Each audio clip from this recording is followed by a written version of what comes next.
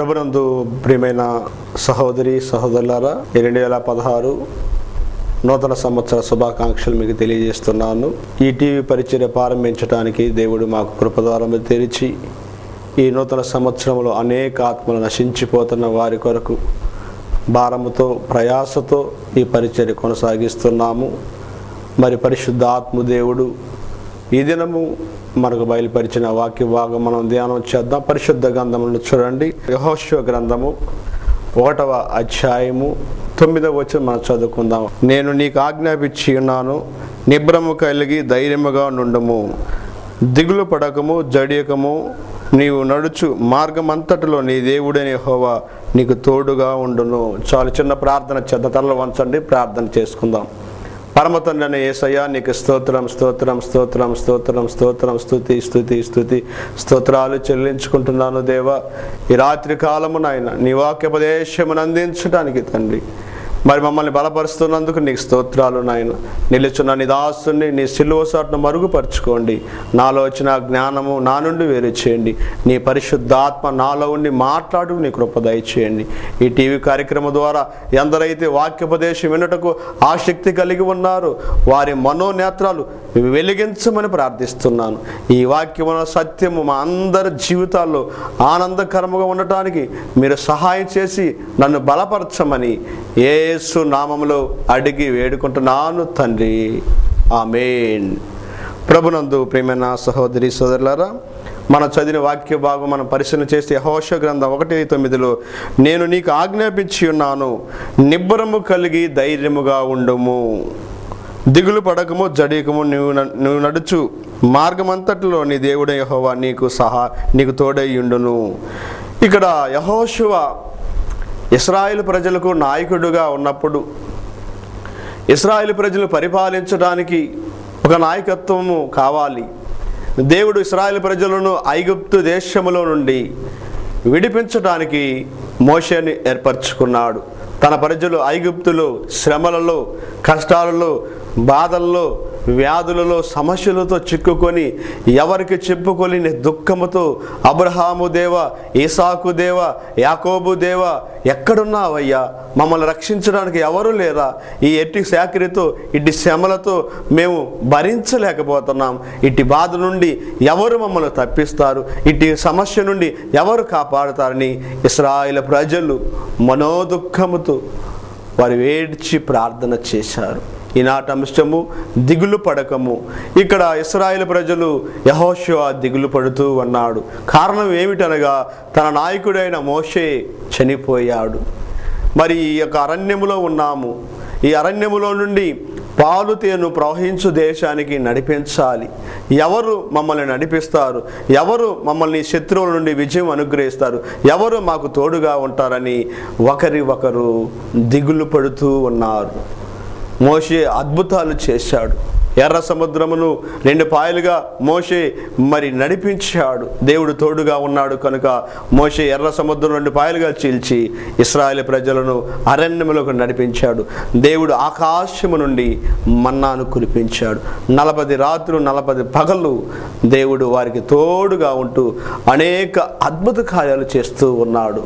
అయితే నాయకుడు లేనందువలన ఇక్కడ ఏమైపోయిందంటే ఇశ్రాయేలు ప్రజల్లో ఒక భయము, రెండవది దిగులు, మూడవది చింత కలిగి ఒకరు ఆలోచించుకుంటున్నారు. అప్పుడు దేవుడైన యెహోవా యెహోషువతో మాట్లాడుతున్నాడు. యెహోషువా, దిగులు పడకము, జడియకము, నిబ్బరముగా ఉండము, నేను నీకు తోడుగా ఉంటాను, నువ్వు నడుచు మార్గమంతటిలో నిన్ను బలపరుస్తాను, శత్రువులు ఎవరు కూడా నీ ఎదుట నిలవలేరు, ఎందుకనగా నేను నీకు తోడుగా ఉన్నాను, నీకు ఆజ్ఞాపించుచున్నాను. అయితే మోషే ఆజ్ఞాపించిన ధర్మశాస్త్ర గ్రంథమును నువ్వు తప్పిపోకుండా బోధించాలి. ఆ కుడికైనను ఎడమకైను తిరగక నీవు వాటి ప్రకారం జీవించాలి. వాటిని మీరు అనుసరిస్తున్నప్పుడు నేను మీకు తోడుగా ఉంటాను, మీ మార్గమును వర్ధిల్ల చేస్తాను, పాలు తేనె ప్రవహించు దేశమునకు మిమ్మల్ని నేను నడిపిస్తానంటున్నాడు. ఇక్కడ నిబ్బరము కావాలి మనిషికి. చాలామంది చూడండి, కుటుంబంలో ఎన్నో సమస్యలు కలిగినప్పుడు నిబ్బరాన్ని కోల్పోతారు, రెండోది ధైర్యాన్ని కోల్పోతారు, మూడోది దిగులు పడుతూ ఉంటారు. ఒక మనిషికి చూడండి, ఒక శరీరంలో ఒక వ్యాధి కలిగినప్పుడు డాక్టర్ యొద్దకు వెళతాడు. ఆ డాక్టర్ 15 రోజులు మందులు వాడిన తర్వాత ఆ వ్యాధి బాగుపడలేదు, అది మందులకు తగ్గట్లేదు అన్నప్పుడు మానవుని జీవితంలో చూడండి ఒక దిగులు, ఒక భయము, ఒక చింత, ఒక ఆలోచన కలిగింది. ఆ దిగులు నుండి ఎవరు, ఈ వ్యాధి నుండి ఎవరు తప్పిస్తారు, ఎవరు నన్ను కాపాడతారని ఎవరికి వారే మనసులను నొచ్చుకుంటూ బాధపడుతూ ఉంటారు. నా ప్రియమైన తమ్ముడు, చెల్లి, ఈ టీవీ కార్యక్రమం వింటున్న నీ జీవితంలో చూడండి, దిగులు పడుతున్నావా, లేక సమస్యలతో ఉన్నావా? అప్పులో సమస్యలకు దిగులు, లేక కుటుంబ సమస్యలనే దిగులు, ఆర్థిక ఇబ్బందులనే ఒక దిగులు, లేక కుటుంబంలో బిడ్డలో మాట వినలేదనే దిగులు, భార్యాభర్త మధ్య సమస్యలకు దిగులు. మానవ జీవితంలో మనం పరిశీలన చేస్తే మానవుడి భూమి మీద ఉన్నంత కాలము దిగులు దిగులు దిగులు. రెండవది భయము, మూడవది నిబ్బరము కోల్పోతాడు. మరి ఇశ్రాయేలు ప్రజలు ఎప్పుడైతే మోషే నాయకుడు చనిపోయాడో వారిలో నిబ్బరము కోల్పోయారు, రెండవది ధైర్యాన్ని కోల్పోయారు. దిగులు పడుతున్నప్పుడు దేవుని సన్నిధికి వచ్చి వారు వేడ్చి ప్రార్థిస్తున్నప్పుడు, వారు దేవుణ్ణి అడుగుతున్నప్పుడు దేవుడు అద్భుత కార్యం చేశాడు. నీ జీవితంలో ఎలాంటి దిగులు, ఎలాంటి భయము, ఎలాంటి చింత, ఎంతలాంటి ఆలోచన సరే ఈ రాత్రి కాలము దేవుని సన్నిధికి వచ్చినట్లయితే, దేవుని సన్నిధిలో నువ్వు వేడుకున్నట్లయితే, యెహోషువ వేడుకున్నట్లు నువ్వు వేడుకున్నట్లయితే ఎలాంటి అప్పుల బాధ నుండైనా ఇడిపించగల శక్తివంతుడు మన దేవుడు. మన దేవుడు ఆరాధించే దేవుడు పరిశుద్ధుడు కనుక మనం ఆత్మతో సత్యముతో ఆరాధించాలి. మరి నూతన సంవత్సరంలో నీలో ఎన్నో దిగులు, ఎన్నో బాధలు, ఎన్నో సమస్యలతో ఉన్నావా? ఎవరికి చెప్పుకోలేని మనోదుఖంతో ఉన్నావా? తమ్ముడు, చెల్లి, దేవుని యొద్దకు రా. ఎలాంటి పాపాయనైనా క్షమించగల దేవుడు, ఎలాంటి రోగమునైనా బాగు చేయగల దేవుడు, ఎలాంటి వ్యాధినైనా ఇడిపించగల దేవుడు. మానవుడు చూడండి, సొంత ఆలోచన, సొంత జ్ఞానముతో భూమి మీద మనం పరిశీలన చేస్తే ప్రతి మానవుడు ప్రయాసపడుతున్నాడు, ప్రతి మానవుడు ఇష్టానుసారంగా సంపాదించుకుంటున్నాడు. ఈ లోకము మానవుడికి అశాశ్వతమని ఎరిగి ఉండి కూడా మరి ఎంతో కూడబెట్టుకుంటున్నాడు. అన్యాయముగా, అక్రమముగా మనుషులు స్వార్థముతో, ధనాపేక్షతో నిండి ఉన్నారు. ఈ అంత్య దినాల రోజుల్లో చూడండి, నువ్వు ఎలాంటి దిగులుతో ఉన్నావు, నీ దిగులును ఆయన తీసివేయగల మరి గొప్ప దేవుడు, నీ చింతను తీసివేయగల శక్తివంతుడు. ఇక్కడైతే మరి ఇశ్రాయేలు ప్రజలు, మరి యెహోషువ దిగులు పడుతున్నాడు. ఎవరు మాకు నాయకుడు అన్నాడు. అప్పుడు దేవుడే అన్నాడు, దిగులు పడకము, జడియకము, నిబ్బరము కలిగి ఉండన్నాడు. మరో మాట మరో పరిశుద్ధ గ్రంథంలో చూడండి, మొదటి సామ్యుయేలు గ్రంథంలో మనం చూసినట్లయితే 1:10, మొదటి సామ్యుయేలు గ్రంథం 1:10, అన్న కూడా బహు దుఃఖాకాంతురాలై దేవుని సన్నిధికి వచ్చి బహుగా వేడ్చి ప్రార్థించెను. బహు దుఃఖాకాంతురాలు అంటే దిగులు, ఆమెలు ఎవరికి చెప్పుకోలేని వేదన, సమస్య. ఆమె జీవితంలో ఎన్నో ఇబ్బందులు, ఆమె జీవితంలో ఎన్నో కష్టాలు, సంతానము లేని ఆమె జీవితం, తన ఇరుగు పొరుగు వారు చుట్టుపొట్టి మాటలు, గుడ్రాలంటము, అనేకులు నిందించడము ఎన్నో సంవత్సరాలు బరాయించినది. నాలో ఉన్న దిగులు, నాలో ఉన్న భయము, నా నుండి ఎవరు నన్ను కాపాడతారు, నన్ను ఎవరు రక్షిస్తారని తాను ఒక ఆలోచన కలిగి షిలోహు దేవుని మందిరానికి వెళ్ళి బహు దుఃఖాకాంతురాలై దేవుని సన్నిధిలో బహుగా వేడుచుచు కన్నీరు విడిచి ప్రార్థించినది. ఎప్పుడైతే దేవుని సన్నిధి కోరుకున్నది, కన్నీరు విడిచినది, బహుగా వేడ్చినది, నాలో ఉన్న దిగులు, నాలో ఉన్న భయము నా నుండి తీసివేయండి. నీవు జీవము గల దేవుడువు, ఇశ్రాయేలు ప్రజలు పరిపాలించే దేవుడు, సర్వశక్తి గల దేవుడు, భూమిని ఆకాశాన్ని కలుగు చేసిన దేవుడు, నీకు అసాధ్యమైనది ఏది లేదు. నీ దాసురాలైన నన్ను మీరు జ్ఞాపకం చేసుకోమని కన్నీరు విడిచి ప్రార్థించినది. ఎప్పుడైతే అన్న కన్నీరు విడిచి ప్రార్థించినదో దేవుడు అన్నా ప్రార్థన ఆలకించి అన్నా జీవితంలో చూడండి ఒక అద్భుత కార్యం చేశాడు. అన్న జీవితంలో ఒక ఆశ్చర్యకార్యం చేశాడు. అన్న జీవితంలో ఎవరు ఊహించలేని గొప్ప కార్యం చేశాడు. అన్నకు ఆనందాన్ని కలుగు చేశాడు. అన్నకు సంతోషాన్ని కలుగు చేశాడు. అన్నాలో ఉన్న దుఃఖమును, దిగులును, భయమును దేవుడు తీసివేశాడు. చూడండి నా తమ్ముడు, చెల్లి, నీ బాధలున్నా, ఎన్ని సమస్యలున్నా దేవుని మందిరములో అన్నాలాగా నీవు ఏడ్చి ప్రార్థన చేయాలి. కష్టకాలమందు యెహోవా మొరపెట్టుము, ఆయన నిన్ను ఆదుకొనును. నీ దిగులు ఎవరు తీసివేయలేరు. నీవు ఎలాంటి అప్పుల సమస్యలో కూరుకున్నా, ఎలాంటి పాపములో ఉన్నా, ఎలాంటి శోధనలో ఉన్నా దేవుడు నిన్ను కాపాడాలని ఇష్టపడుతున్నాడు. ఈ సంవత్సరము దేవుడు నీకు దయాకిరీటం ఇవ్వబోతున్నాడు. నీ జీవితంలో ఎవరికి చెప్పుకోలేని మనోదుఖములో ఉన్నావా? ఎవరికి చెప్పుకోలేని సమస్యలతో ఉన్నావా? ఎవరికి చెప్పుకోలేని బాధతో ఉన్నావా? దేవుడు నిన్ను పిలుస్తున్న, నా కుమారుడా, నా కుమారి, నీ హృదయము నాకిమ్ము. నీలో ఉన్న దుఃఖాన్ని, నీలో ఉన్న దిగులును నేను తీసివేయబోతున్నాను. నేను కాపాడటానికి నేను ముందుకు వస్తున్నానని దేవుడు ప్రేమిస్తున్నాడు. ఆయన ప్రేమామయుడు. ఆయన ప్రేమకు మనం ఏమి ఇవ్వగలము? ఏ మనుషుడు నశించడం ఆయనకి ఇష్టం లేదు కనుక ఆయనే భూలోకానికి మానవుడిగా జన్మించి మనుషులందరి కొరకు తన కలవర సిలువలో ఆయన కార్చిన రక్తమును బట్టి మానవులకి పాప క్షమాపణ కలిగినది. మనమందరము పాపములో పుట్టిన వారిమి. పాపములో మన తల్లి గర్భము ధరించినది. పాపమునకు జీతం మరణమై ఉండగా అట్టి మరణములో నుండి రక్షించడానికి ఆయన ఈ లోకానికి వచ్చి ఉన్నాడు. ఆయన నీ కొరకు మరణించాడు. ఇక్కడ అన్న దుఃఖాన్ని తీర్చిన దేవుడు, యెహోషువ దిగులను తీర్చిన దేవుడు నీ దిగులను తీసివేయలేడా? నీ బాధను తీసివేయలేడా? నీ కష్టాలను కాపాడలేడా? ఆయనకు అసాధ్యమైనది భూమి మీద ఏదైనా ఉన్నదా? నమ్ముటం నీ వల్ల అయితే సమస్తము సాధ్యము. మీలో ఆవగింజంత విశ్వాసం ఉన్నట్లయితే ప్రతిదీ నెరవేర్చబడుతుంది.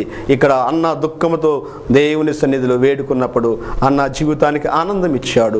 నీ జీవితంలో ఆనందము కావాలి, నీ బిడ్డలు దీవించబడాలి, నీ కుటుంబం ఆశీర్వదింపబడాలి, నీ చేతి పని అభివృద్ధి కావాలి, నీ పశువుల పొలాలు దీవించబడాలంటే నీలో ఉన్న దిగులు, ఆ భయము ఎవరు కాపాడలేరు అనుకుంటున్నావా? యేసుక్రీస్తు పిలుస్తున్నాడు. ఆయన యొద్దకు రమ్మంటున్నాడు. ప్రయాసపడి భారం మోస్తున్న సమస్త జనులారా, నా యొద్దకు రాండి. మీకు ఎలాంటి దిగులు, ఎలాంటి చింతలో ఉన్నారు, నేను మీకు విశ్రాంతిని ఇస్తానంటున్నాడు. ఆ విశ్రాంతి నీకు రావాలంటే యేసు యొద్దకు రావాలి. ఆయనే లోక రక్షకుడు. ఆయనే సర్వకోటికి మానవాళికి రక్షణార్థముగా మానవుడిగా జన్మించిన దేవుడు, పాపము లేనివాడు, పరిశుద్ధుడు, నీతిమంతుడు అన్నమాట. ఆయనను ఆశ్రయించే వారికి ఏ మేలు చేయక మానడు. ఆయన యొద్దకు వచ్చే వారికి ఆయన దీవిస్తాడు. అన్నా చూడండి, దిగులుతో ఉన్న తన జీవితంలో, కష్టాలతో తన జీవితాన్ని ఆనందంగా చేశాడు. మరో మాట చూడండి, కీర్తన 40 మనం చదువుకుందాం. కీర్తన గ్రంథం 42 మనం చదువుకుందాం. ఇక్కడ ఒక మాట రాయబడినది చూడండి. నాశనకరమైన గుంటల నుండి, జిగటగల దొంగ ఊబిల నుండి ఆయనను పైకెత్తెను. నా పాదముల బండ మీద నిలిపి నా అడుగులు స్థిరపరిచెను. గమనించారా ప్రియమైన తమ్ముడు, చెల్లి? నాశనకరమైన గుంటలో నుండి అంటున్నాడు. ఈ లోకము మనం చూస్తే నాశనము అనగా పాపముతో నిండి ఉన్నది, అన్యాయముతో నిండి ఉన్నది, అక్రమంతో నిండి ఉన్నది, మోసముతో నిండి ఉన్నది, అబద్ధముతో నిండి ఉన్నది, వేషధారణతో నిండి ఉన్నది, పైకి భక్తి గలవారుగా నిండి ఉన్నది, లోకాశలతో నిండిన ఈ లోకములో చూడండి, నాశనకరమైన గుంటలో నుండి అంటున్నాడు. నాశనకరమైన గుంటలో నుండి, జిగటగల దొంగ ఊబిలో నుండి ఆయనను పైకెత్తెను. జిగటగల దొంగ ఊబిలో నుండి, నాశనకరమైన గుంటనగా పాపమనే గుంటలో పడిపోయాడు. జిగటగల ఊబి అంటే, ఊబి మనం చూసినట్లయితే, ఊబిలో ఒక మనిషి పడిపోయినట్లయితే అది క్రమక్రమానుగా మనిషిని మరణానికి దారితీస్తుంది. ఒకవేళ నీవు జిగటగల ఊబిలో ఉన్నావేమో, నాశనకరమైన గుంటలో ఉన్నావేమో, పానుప్రాగు, త్రాగుడు, వ్యభిచారం అనే గుంటలో ఉన్నావేమో, త్రాగుడనే గుంటలో ఉన్నావేమో, పాపం అనే గుంటలో, మోసం అనే గుంటలో, వేషధారణ అనే గుంటలో, వ్యభిచారం అనే ఆలోచనలతో ఉన్నావేమో. తమ్ముడు, చెల్లి, యవన కాలంలోనే నీ యవన జీవితాన్ని జిగటగల ఊబిలో ఉండి నీ జీవితాన్ని నష్టపరుచుకుంటున్నావా? ఆ జగడగల ఊబిలోండి ఎవరు నన్ను లేవనెత్తుతారని దిగులు పడుతున్నావా? ఇక్కడ మరి దావీదు భక్తుడైతే చాలా ప్రార్థన పరుడు, దేవునికి హృదయానుసారుడు, దేవుని చిత్తాన్ని జరిగించువాడు, దేవుని కోరిక నెరవేర్చువాడు, దేవుని యొక్క సన్నిధిలో నడుచుకునేవాడు, ధర్మశాస్త్రాన్ని ధ్యానించేవాడు, నిత్యము ప్రార్థన పరుడు, పరిశుద్ధుడిగా జీవించిన దావీదు జీవితంలో చూడండి, ఎక్కడో గొర్రెలు కాసుకుంటున్న దావీదును దేవుడు ఆశీర్వదించాడు, ఉన్నతమైన శిఖరములోనికి నిలవబెట్టాడు, ఐశ్వర్యం ఇచ్చాడు, సంపద ఇచ్చాడు, అన్నీ ఇచ్చాడు. కానీ దావీదు ఒకానొక దినమున చూడరాని కార్యము చూశాడు. ఎవరికి తెలియకుండా రహస్యముగా పాపము చేయడం ప్రారంభించాడు. నన్ను ఎవ్వరు చూడలేదనుకున్నాడు దావీదు. తనంతట తాను పాపములో పడిపోయి పాపములో దొర్లుతూ ఉన్నాడు, పాపమును గోడబెట్టుకుంటున్నాడు. ఒక దినమున ఏమి చూశాడు? ఒక స్త్రీ స్నానము చేస్తుంటే ఆమె సౌందర్యాన్ని చూసి తన జీవితాన్ని, తన హృదయాన్ని, జీవగల దేవుడిని ఆరాధిస్తున్న తన జీవితాన్ని చూడండి, తన చేతులారా నష్టపరుచుకొని పాపము చేస్తూ ఉన్నాడు. పాపము చేస్తూ ఎవరికి తెలియకుండా భక్తిపరులుగా ఉంటూ ఎవరికి తెలియకుండా తన భర్తను ఉరియాను యుద్ధంలో పెట్టి హతమార్చాడు. అయితే ఎవరికి తెలియదు, ఇశ్రాయేలు ప్రజలకు తెలియదు, మరి దావీదు భార్యలకు తెలియదు, బిడ్డలకు తెలియదు. రహస్యముగా పాపం చేస్తున్నాడు దావీదు. ఒక దినాన దేవుడే నాతాను ప్రవర్త ద్వారా మరి దావీదుకు బయలుపరిచాడు. ఒకనొక చిన్న పట్టణంలో ఒక పేదవాడున్నాడు. ఆ పేదవాడికి ఒక గొర్రె పిల్ల ఉన్నది. ఆ గొర్రె పిల్లను ఎంతో గారాభముగా, ఎంతో ప్రేమగా పెంచుకుంటూ ఉన్నాడు. ఒక దేశంలో ఒక రాజు వచ్చి, ఒక అధికారి ఆ గొర్రె పిల్లను తీసుకొని వెళ్ళిపోయాడు. ఆ గొర్రె పిల్లను మరి తీసుకొని వెళ్ళాడని చెప్పినప్పుడు వాడికి శిక్షించాలని దావీదు అన్నాడు. ఆ వ్యక్తి ఎవరో కాదు, నీవే పాపము చేశావు, ఉరియా భార్యను నువ్వు పాపము చేసి ఉరియాను హతమార్చావు అని చెప్పినప్పుడు దావీదు అప్పుడు ప్రార్థన చేయడం ప్రారంభించాడు. నాశనకరమైన గుంటలో నుండి, జగడగల ఊబిలో నుండి నన్ను లేవనెత్తుము తండ్రి, నేను పాపము చేశాను, నన్ను క్షమించుమని ఎప్పుడైతే నాతాను ప్రవర్త ద్వారా తన పాపము బయలుపరచబడినదో ఇక తనలో దిగులు, భయము, నిబ్బరము లేకుండా ఇక తనలో మనోవిచారం కలిగింది దావీదులో. చూడండి, నీవు నేను రహస్యముగా మనుషులకు తెలియకుండా, తల్లిదండ్రులకు తెలియకుండా, అన్నదమ్ములకు తెలియకుండా, స్నేహితులకు తెలియకుండా నీవెన్నెన్ని రహస్య కార్యాలు లోపల పాపము నువ్వు దాచుకుంటున్నావా? ఒక దినాన అది బయటపడినప్పుడు దావీదు ఏ విధముగా పశ్చాత్తాపడి దిగులు పడుతున్నాడు తెలుసా? దావీదు చేసిన పాపానికి శిక్ష అనుభవిస్తున్నాడు. తన కొడుకులే తనకు శత్రువులు అయి ఉన్నాడు. నా తమ్ముడు, చెల్లి, నీ జీవితంలో జగడగల ఊబిలో ఉన్నట్లయితే దావీదు వలె లేవనెత్తమని ప్రార్థన చేయి. దావీదు వలె నన్ను క్షమించమని ఏడుకో. దావీదు వలె నా పాపాన్ని ఒప్పుకుంటానని ఒప్పుకో. లేకపోతే ఆ జగడగల ఊబిలో నుండి నువ్వెవరూ తప్పించలేదు. యేసుక్రీస్తే మన కొరకు తప్పించడానికి వచ్చాడు. పాపమని ఊబిలో ఉన్నావా? లేక అబద్ధమనే ఊబిలు, లేక మోసము, ధనమనే ఊబిలు చిక్కుకొని నీకు నీవే నష్టాన్ని కొని తెచ్చుకుంటున్నావా? నా తమ్ముడు, చెల్లి, ఒక్కసారి ఆలోచన చెయ్యి. దావీదు జీవితంలో చూడండి, భక్తిపరుడే, ప్రార్థనపరుడే, పరిశుద్ధుడిగా జీవించేవాడే. కానీ అపవాది యొక్క ఆలోచన అనగా దుష్ట ఆలోచన కలిగి, దురాలోచన కలిగి తన జీవితాన్ని చూడరాని చూసి పతనం చేసుకున్న తర్వాత పశ్చాత్తాపడుతున్నాడు. మరి నీ జీవితంలో పశ్చాత్తాపడుతున్నావా? ఇంకా దేవునికి విరోధమైన కార్యాలను నువ్వు దాచుకొని ఇంకా నీ జీవితంలో ఏ మార్పు లేకుండా యేసుని ఎమడిస్తున్నావా? నీ కుటుంబంలో నెమ్మది ఉన్నదా? నీ కుటుంబంలో సమాధానం ఉన్నదా? నీ కుటుంబంలో సంతోషం ఉన్నదా? నువ్వు చేసే రహస్య కార్యాలే నీ కుటుంబాన్ని శోధిస్తున్నది. నువ్వు చేసే పాపాలే నీ కుటుంబానికి పతనానికి దారితీస్తుంది. మనుషులను మోసము చేయొచ్చు. జీవముగల దేవుడు, ఆయన కనుదృష్టి లోకమంతయు సంచారం చేస్తున్నది. ఆయన హృదయరాశిరిగిన దేవుడు కనుక ఆయన ఎమడిస్తున్న నీవు ఒక్కసారి నేను పరీక్షించుకో. జగడగల ఊబిలో ఉన్నట్లయితే నన్ను లేవనెత్తు ప్రభువా, నా అడుగులను బండ మీద స్థిరపరచుము తండ్రి. బండనగా క్రీస్తు. జారిపోయిన నీ అడుగులను పడిపోయిన నీ అడుగులను లేవనెత్తడానికే ఆయన నీ కొరకు గత సంవత్సరము నువ్వెన్నో పరిహారములు పడిపోయి ఉన్నావు. గత సంవత్సరం ఆత్మీయంగా కోల్పోయావు. గత సంవత్సరం నీ జీవితంలో ఏ మేలును అనుభవించలేదు. గత సంవత్సరం నీ జీవితంలో ఏ ఆశీర్వాదము నీకు రాలేదు. నువ్వు ఎంత చేస్తున్నావు కానీ ప్రయోజనం లేకుండా ఉన్నది. ఇది ఒక్కసారి ఆలోచన చేసుకో. నీ జీవితంలో మేలు కలగపోవటానికి కారణం ఏమిటనగా జిగటగల ఊబిలో ఉన్నావు. ఆ జిగటగల ఊబిలో నుండి ఆయన నిన్ను లేవనెత్తపోతున్నాడు. దిగులు పడకము, జడియకము, నిబ్రము కలిగి ఉండమంటున్నాడు. నా తమ్ముడు, చెల్లి, ఒక్కసారి నువ్వు ఆలోచన చేసుకో. ఈ వాక్యము టీవీల ద్వారా ఎన్నో పర్యాలు నువ్వు వింటున్నావు కానీ దేవునికి నీ హృదయం ఇవ్వటలేదు. ఆయన నిన్ను ప్రేమిస్తున్నాడు, నీ ఎడల కృప చూపిస్తున్నాడు.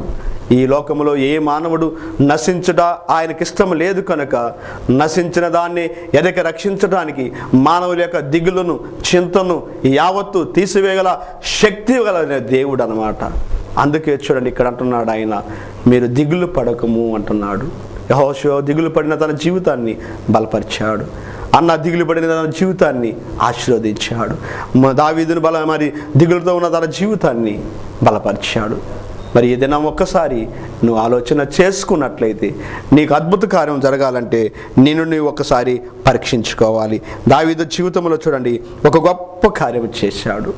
అలాగే మార్కు సువార్తలో మనం చూసినట్లయితే రక్తస్రావం గల స్త్రీ, ఆమె ఎన్నో సంవత్సరాలు ఆ రక్తస్రావం వ్యాధితో బాధపడుతూ ఎన్నో దేశాలు, ఎన్నో హాస్పిటల్కి ఎంతో డబ్బు ఖర్చు పెట్టింది. ఎక్కడికో తిరిగింది. ఎక్కడికి వెళ్ళినా కూడా ఆమె వ్యాధి బాగుపడలేదు. ఆమెలో దుఃఖం వేరుపడింది. ఉన్న డబ్బంతా అయిపోయింది. ఎక్కడికి వెళ్ళాలి, ఏమి చేయాలి, నాలో ఉన్న రోగము బాగుపడట్లేదు, ఎవరు నా రోగాన్ని బాగు చేయగలరు, ఎవరు నన్ను కాపాడగలరు, ఎవరు నన్ను ఆదుకోగలరు, ఎవరు నా సమస్య నుండి విడుదలిచ్చేవారు ఎవరని ఆలోచించుకుంటూ ఒక్కతే దిగులు పడుతూ ఉన్నది. ఆమె దిగులు పడుతున్నప్పుడు ఆమెలో విశ్వాసము కలిగింది.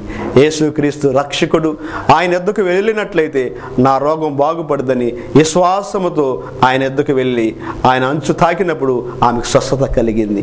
ఆమె దిగులు బాధ తీసివేయబడింది. ప్రియమైన తమ్ముడు, చెల్లి, ఈ యొక్క కార్యక్రమం వింటున్న నీవు, యెహోషువ దిగులను తీసివేసిన దేవుడు, అన్నాను దిగులు తీసివేసిన దేవుడు, మరి దావీదు దిగులను తీసివేసిన దేవుడు, మరి రక్తస్రావం గల స్త్రీ దిగులు తీసివేసిన దేవుడు. ఈ టీవీ కార్యక్రమం వింటున్న నీవు ఏ దిగులుతో ఉన్నావు, ఏ సమస్యతో ఉన్నావు, ఏ కష్టాల్లో ఉన్నావు, ఏ బాధతో ఉన్నావు, యేసు యొద్దకు వచ్చినట్లయితే ఎలాంటి సమస్యనైనా ఆయన తీసివేయగల శక్తివంతుడు. ఒకవేళ ఇంతకాలం దేవునికి దూరంగా ఉన్నట్లయితే, ఆ జిగట గల ఊబిలో ఉన్నట్లయితే, ఈ దినమే నేను నీ యొద్దకు వస్తానయ్యా, నా అప్పుల సమస్యలు, నాకు పాపము నుండి విడుదల, మరి నా కష్టాల నుండి విడుదల దయచేయమని ఉన్నపాటున నీవు మోకరించి ప్రార్థన చేయగలిగితే దేవుడు నీ జీవితంలో ఒక గొప్ప కార్యం చేస్తాడు. తలలు వంచండి, ప్రార్థన చేసుకుందాం. పరమ తండ్రి యేసయ్యా, నీకు స్తోత్రాలు తండ్రి. నీ బిడ్డలు నాయన ఎన్నో సంవత్సరాల నుండి నిన్ను ఎమ్మడిస్తున్నారు తండ్రి, కానీ వారి జీవితంలో ఎప్పుడు దిగులు, భయము, కష్టాలు, వ్యాధులు, శోధనలు తండ్రి. ఈ నూతన సంవత్సరంలో నాయన యెహోషువతో అన్నావు, నిబ్రము కలిగి ఉండము, దిగులు పడకము, జడియకము, నేను నీకు తోడుగా ఉండి బలపరుస్తానన్నావయ్యా. తల వంచిన కుటుంబాలు ప్రతి ఒక్కరు నాయన ధైర్యాన్ని కలుగు చేయండి. వారి దిగులను తీసివేయండి ప్రభువా. వారి సమస్యలు యేసునామందు విడుదల దయచేయండి. అప్పుల బాధ నుండి యేసునామందు విడుదల దయచేయండి. ఈ కార్యక్రమం తల వంచిన ప్రతి కుటుంబాన్ని మీరు దీవించి ఆశీర్వదించి నాయన నీ కృపలో వర్ధిల్ల చేయమని యేసు నామములో అడిగి వేడుకుంటున్నాను తండ్రి. ఆమేన్. ఆమేన్. పాస్టర్ గొంగటి జాన్, సియోను ప్రార్థనా మందిరము, ఎండిఓ ఆఫీస్ ఎదురు, చౌటపాలెం రోడ్, దర్శి, ప్రకాశం జిల్లా. Cell number 8019147662. సెల్ నంబర్ మరొకసారి 8019147662.